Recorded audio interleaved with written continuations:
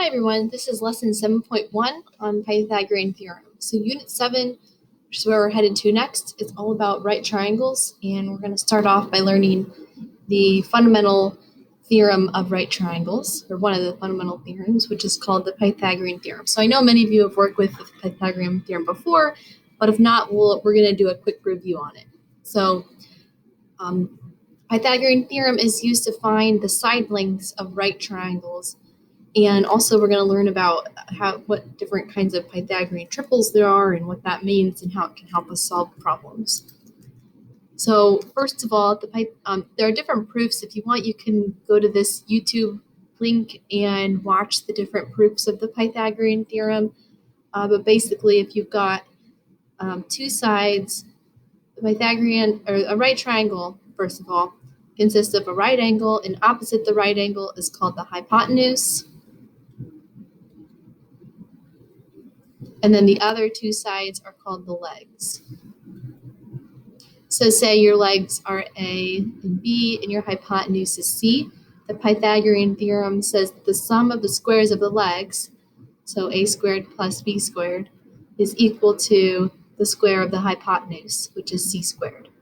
Right? And this comes from, or rather our distance formula is derived from the Pythagorean theorem, right? Because A, you can replace with the distance of the vertical component, so y2 minus y1 squared. B, you can substitute with the distance of the horizontal component, x2 minus x1 squared. And then you could just switch these around. In order to solve for C, which is the distance between these 2 points, you would just take the square root of both sides. So C is equal to the square root of that. So that's where your distance formula comes from. Distance formula. Right, so, but here we're just going to be using A squared plus B squared equals C squared for now.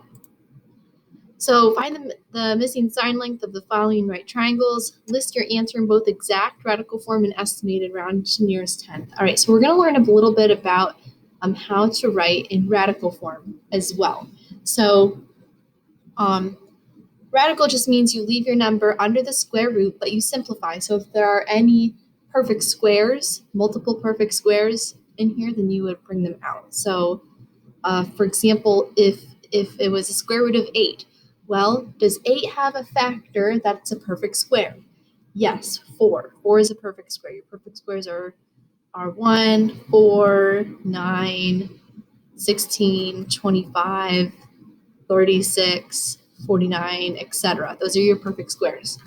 So you could rewrite it as the square root of 4 times 2, and then the 4 can come out of the radical as 2 square root 2. So the square root of 8 would be simplified as 2 square root 2. All right, so here, let's look at this one. So we'll do 24 squared plus 7 squared, the sum of the legs, equals x squared. All right, if you do 24 squared plus 7 squared in your calculator, you get 625. And the square root of 625 is 25. Also, normally when we take the square root of both sides, we would do plus and minus, but since this is length, we're not going to do the minus. All right, here. So we've got x squared plus the square root of 7 squared equals the square root of 19 squared. All right, now this looks complicated at first, but what's going on here actually is that the square and the square root are inverses of each other, so they cancel each other out. So if you look at your calculator, you see where you've got the square button, and then the blue is the square root. That means that they're inverses of each other. So what that means is that we can kind of just cancel out the square root and the square root and this square. So really it just becomes x squared plus 7 equals 19. And then you would subtract the 7, so you get x squared equals 12. Now if you take the square root of 12, 12 is not a perfect square, but does it have a factor that's a perfect square? Yes, 4. So you would rewrite this as the square root of 4 times 3, and the 4 would come out as 2. So 2 square root of 3.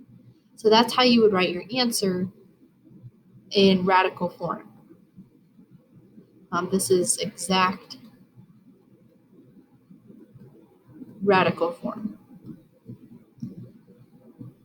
Right, part number 3. One leg is 6 inches and the other is 6 square root 3. Find the hypotenuse. All right, so we're going to do 6 squared plus 6 square root 3 squared equals, we'll just do c squared. 6 squared is 36. Now here, when you square these two, you're going to square both of them. So this would be 36 times, and then when you square the square root of 3, the square root cancels and you just get 3. Okay, so then we would have to do 36 times 3, which would be 36 times 3 is 108, and 36 plus 108 is 144. And then if you take the square root of 144, you get 12, because 144 is a perfect square. So your perfect squares just come from when you square a whole number. All right, this one. So you've got a square going on right here, so we're going to do x squared plus x squared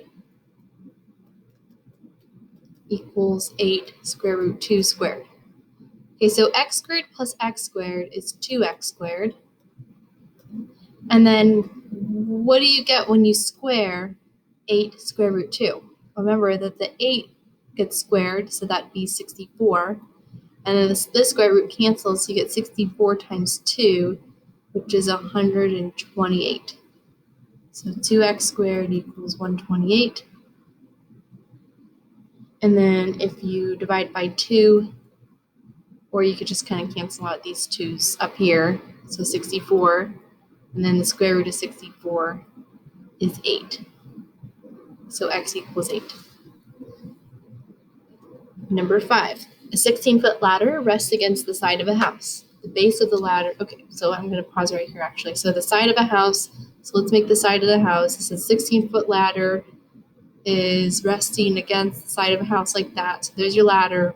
I don't know if this is drawn to scale, but essentially what you've got here, assuming that your house is not tilted or anything, you've got a right angle. So this little picture makes a right triangle. So the 16-foot ladder is here, and then the base of the ladder is 4 feet away from the house. So this would be 4, obviously not drawn to scale. How high above the ground is the top of the ladder? So it's asking for this part, which would be a leg.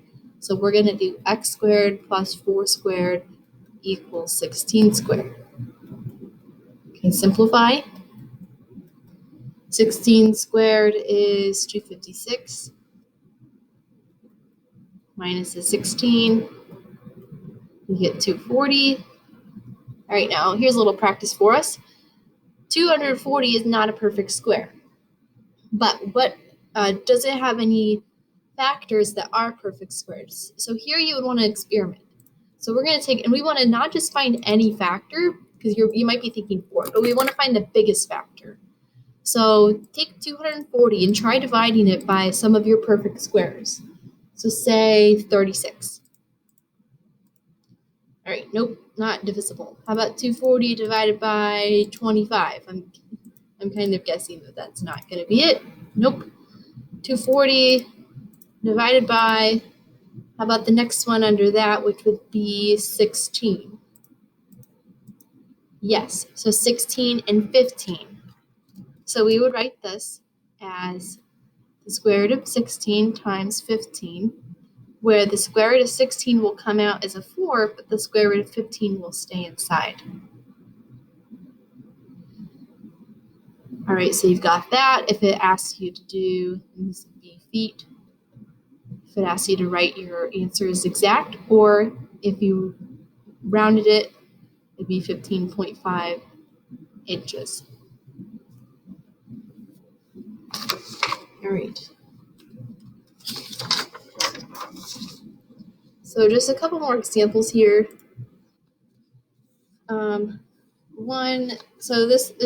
Next one is interesting. So you've got a right triangle, one leg is x, another leg is x plus 3, and the hypotenuse squared is 17.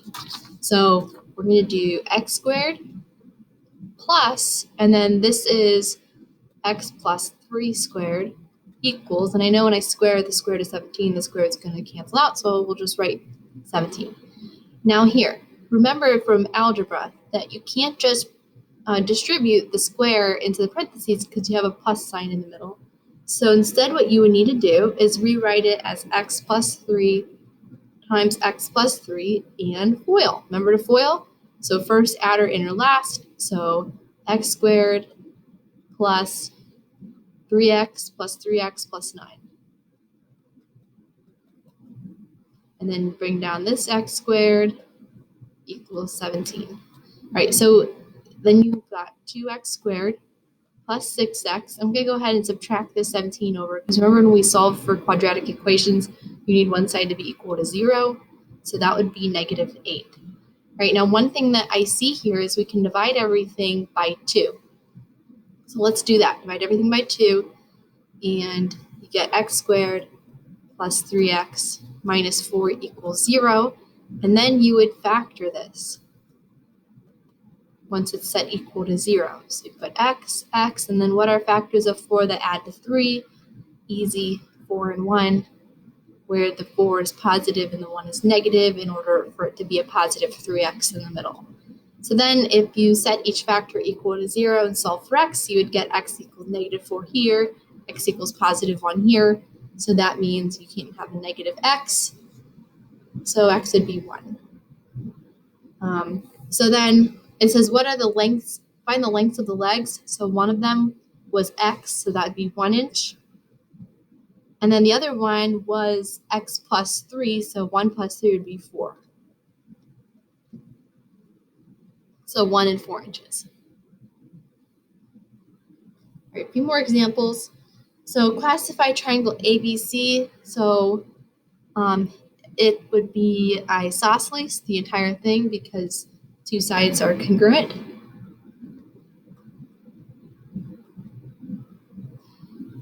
What name is given to H in regards to triangle ABC? So do you remember what this would be called? This would be called the altitude. And I wouldn't say, okay, yes, it is perpendicular bisector. And it's also an altitude though, because it goes through the vertex and straight down. So remember that within an isosceles triangle, the altitude is the same as the perpendicular bisector. Well, for at least one of the altitudes.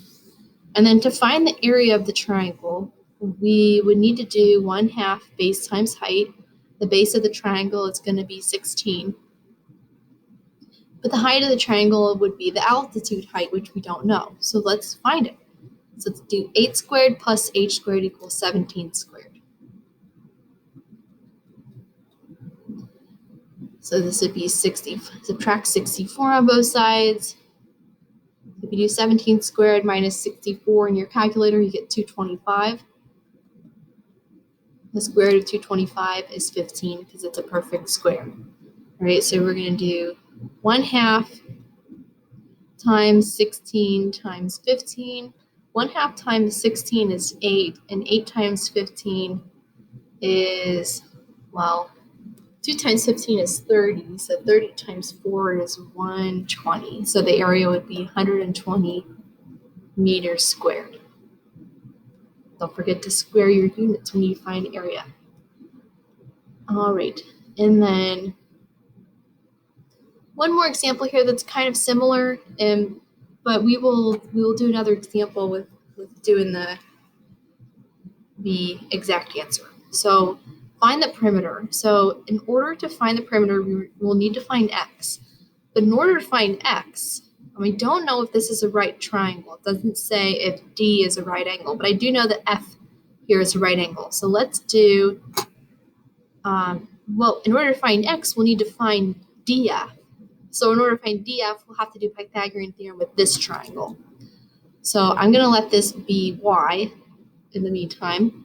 So we'll do, to find y, we'll do 6 squared plus y squared equals 10 squared.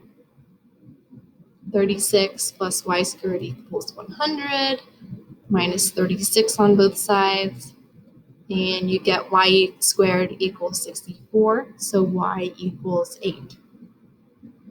Or you could let this be h for the altitude, or the height, rather. Okay, so now we got 8 here. So we're going to come back here to this triangle, the larger triangle, and do Pythagorean theorem with that.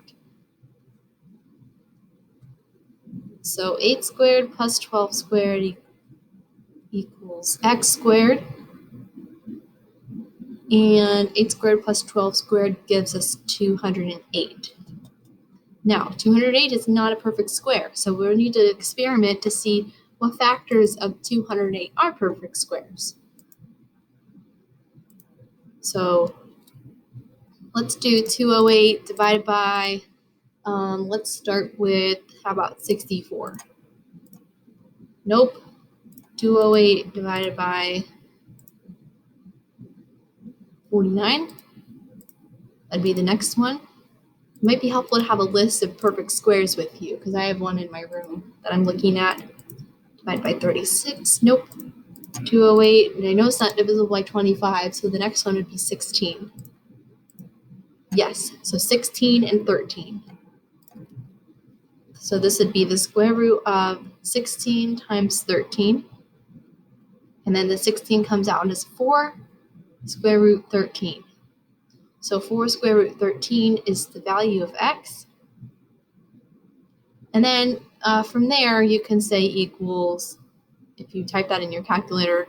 Well, how do you type that in your calculator? Let's make sure we know how to do that. So you do 4, and then the square root button is second x squared, 13, and then round to the nearest tenth, so 14.4. All right, so then to get the perimeter, you would do 10 plus 18 plus 14.4 gives us 24.4 units.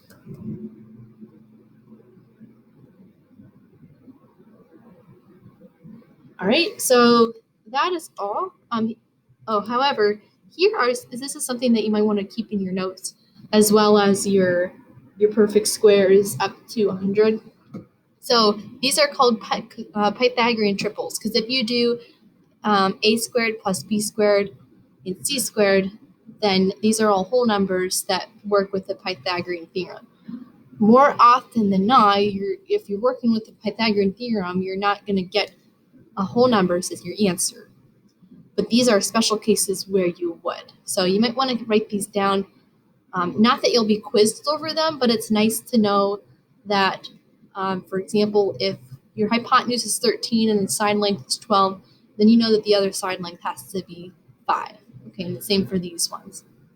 All right, so that is it for this lesson. You guys have a great day.